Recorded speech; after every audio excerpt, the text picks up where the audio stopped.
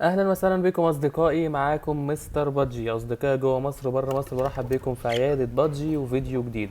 في فيديو النهارده هديكم افضل مصادر العلاج والفيتامينات الخاصة بطيور الزينة، افضل المصادر الطبيعية اللي نقدر نستغني بيها عن العلاج والادوية، واللي هتساعدنا في الوقاية من الامراض وعلاج الامراض ونزلات البرد والحشرات والفاش، مضادات حيوية طبيعية. كل حاجة هتحتاجها في مجال الادويه والامراض في طيور الزينه هتلاقيها في فيديو النهارده. طيب يلا على طول عشان ما نكترش في الفيديو وما نزودش في وقت الفيديو. اول حاجه التوم بالليمون. التوم بالليمون يعتبر مضاد حيوي طبيعي للوقايه من نزلات البرد، وله العديد من الفوائد لطيور الزينه. طريقه تقديمه: بنطحن فص توم متوسط الحجم ونعصر عليه نص ليمونه صغيره ونضيفه على نص لتر ميه ونسيبه 3 4 ساعات كده لحد ما يتخمر، وبعد كده بنصفيه من البذر عشان خاطر ما يكونش فيه اي قطع من التوم او بذر من الليمون، ونقدمه للطيور لمده يومين او 3 في الشهر، مش اكتر من كده، علشان التوم بيسبب للطيور تقرحات في المعده، فهو بس يكفي مرتين 3 في الشهر، ولو مفيش امراض او مفيش برد مره واحده كفايه. رقم 2: القسط الهندي. مسحوق القسط الهندي له فوائد متعددة، فهو يساعد في تنشيط الدورة الدموية للطيور، ويخلص أجسام الطيور من أي حشرات تتغذى على دماء الطيور، وله تأثير سحري في القضاء على سوسة الريش. يبقى عندك سوسة الريش، عندك فاش، عندك أي مشاكل في الحشرات، فالقسط الهندي مهم جدا. طريقة تقديمه ازاي: بنضيف معلقة صغيرة من القسط الهندي المطحون، بنجيبه من العطار، على لتر ميه ونرجه كويس جدا ونحطه على النار لحد ما يغلي، وبعد كده بنسيبه يبرد ونقدمه في المساء للطيور برده مرتين 3 في الشهر. طب لو انت بتعالج طيورك، خلاص بتحطهم في الفتره اللي بتعالج فيها طيورك، 12 ساعه تحط قسط هندي و12 ساعه ميه نظيفه. تمام. طيب رقم 3: الزنجبيل. الزنجبيل مهم جدا جدا لطيور الزينه، منشط طبيعي يزيد من طاقة الطيور بصفة عامة، كما أنه فاتح للشهية رائع جدا، خاصة لو في وقت تأكيل الفروخ، فبالتالي بيوكل كويس، الفروخ هتاكل منه عن طريق الآباء، وبالتالي الآباء هياكلوا كويس جدا، فالتأكيل بتاع الطيور هيكون جيد. ففاتح للشهية ده مهم جدا، وبيعطي صحة ومناعة قوية للطيور، وليه دور كبير في تحسين الصحة الجنسية خاصة للذكور، فيعتبر منشط جنسي طبيعي زيه زي الجرجير بالظبط. الناس واخده شهره في الجرجير، وبالنسبه للبادجي واخده شهره عن الفلفل الحار برضه. فالزنجبيل مهم لكل طيور الزينه، هو مفيد لمناعه الطائر، يعني سواء كانت جهازه التنفسي وجهازه الهضمي، مناعه الجهاز التنفسي والجهاز الهضمي الاثنين، فهو مفيد ليهم، وهو منشط للدوره الدمويه وطارد للسموم. طيب ازاي نقدم الزنجبيل للطيور؟ عن طريق نقعه، يعني ممكن ننقع شويه معلقه زنجبيل على مثلا كوبايه ميه ونسيبها لمده 4 ساعات، وبعد كده بنصفي المنقوع ده وناخد من المنقوع جرام لكل لتر ميه ونقدمه لطيورنا. وممكن برضو ان احنا ناخد البودره نفسها ونحط جرام منها على البيض بالبقسماط، يعني كل جرام على لكل 4 بيضات 1 جرام من الزنجبيل. رقم 4 معانا بقى خل التفاح. خل التفاح ده حكايه لوحده. في كتير من المربين لطيور الزينه بيستخدموا خل التفاح لان ليه فوائد كتير وتاثيره ايجابي جدا على صحه الطيور.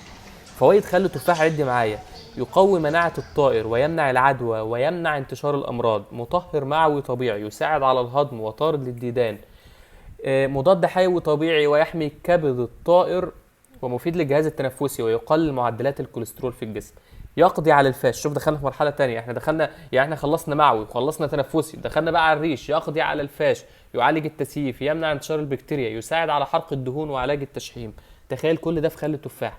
مفيد في مرحله تغيير الريش ويقلل التوتر لدى الطيور، كل ده في خل التفاح. احنا قلنا دلوقتي ليمون وتوم وزنجبيل وقسط هندي وخل تفاح، قلنا تقريبا كل الامراض اللي ممكن تواجهك: تنفسي، معوي، تغذيه صحيحه، مضاد حيوي، فيتامينات، تسييف، فاش، حشرات، كل ده في الحاجات احنا قلناها. تخيل لو احنا شغالين بالنظام اللي انا بقول لك عليه ده، مش هتحتاج اصلا انك تجيب ادويه او الحاجات دي كلها، باستثناء الفيتامينات طبعا، فهي مهمه جدا، الف د 3 والهاسلينيوم والحاجات دي كلها كنا قلناها في فيديو سابق. طيب طريقه تقديم خل التفاح: ممكن 5 نقط على المسقه او 4 سم على لتر ميه، ونقدمه مره الى مرتين في الاسبوع. ممكن نرش على الخضروات برده رشه بسيطه كده لو بتقدم خضار وفاكهه لطيورك، ويستخدم برده بتخفه في بخاخ وترش على الطيور عشان الفاش والحشرات. رقم 5 هي طلع النخل. طلع النخل برضه هنلاقيه عند العطار، او ممكن لو بتنزل السوق هتلاقيه متوفر في السوق. طلع النخل او حبوب اللقاح الخاصه بالنحل، طبعا النخل طبعا مش النحل، يعني حبوب لقاح النحل حاجه وحبوب لقاح النخل حاجه، تمام. طلع النخل ده متوفر طبعا كل محلات طيور الزينه هتلاقيه عنده، معروف يعني لدى مربين طيور الزينه لو الناس ما تعرفوش. فوائده كبيره طبعا، وخاصه لطيور الزينه، فهو يحتوي على الكالسيوم وفيتامينات عديده وبروتين ومعادن زي الحديد والفوسفور ومضادات الاكسده.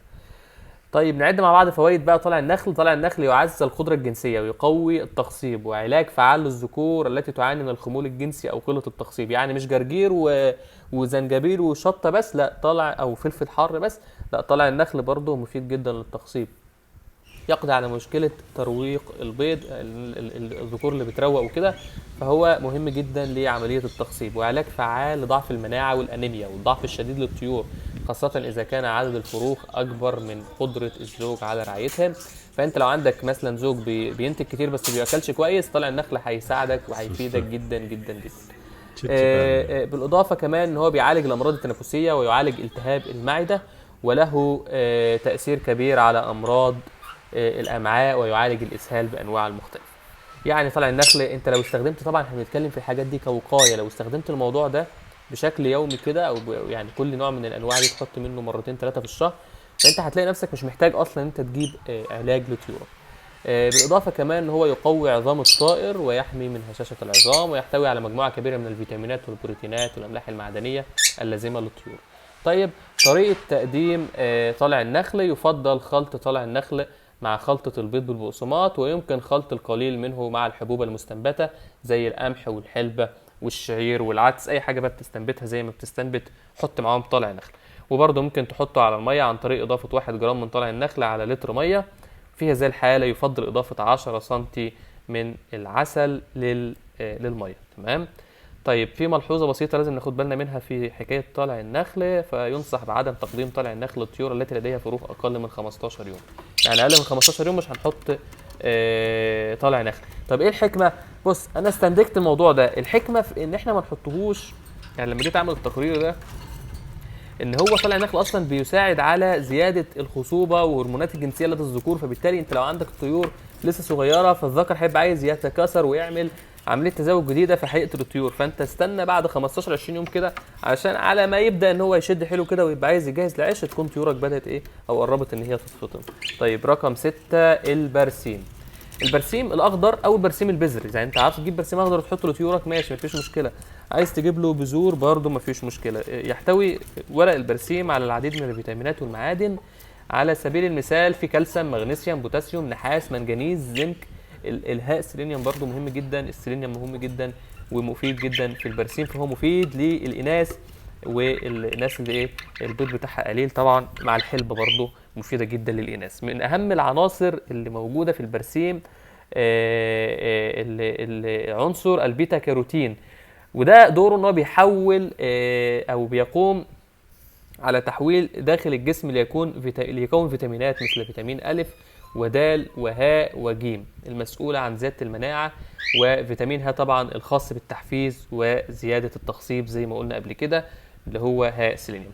طيب طريقة تقديمه: بتحط عودين من البرسيم لو برسيم أخضر بعد ما تغسله كويس جدا مرة أسبوعيا، وممكن تزودها لمرتين خلال فترة التزاوج. يعني أنت الحاجات اللي بتحفز عامة على التزاوج حاول تبعد عنها في بداية لو طيورك لسه بادئة إن هي تحط اللي لسه بدأ تفقس، يعني علشان خاطر ما تخشش انت في متاهه تانية وتلاقي الطيور عايزه تعمل او تتزاوج وتعمل عش جديد ولسه عندها زغليل ما اتفطمتش. وبكده اكون خلصت معاكم فيديو النهارده. لو الفيديو عجبك واستفدت منه اعمل اللايك، اشترك في القناه وفعل زر الجرس عشان يوصلك فيديو بمجرد ما انزله على القناه. وغير كده كمان قائمه التشغيل الموجوده في القناه خد لك لفه، واشوفك الفيديو الجاي في عياده بادجي.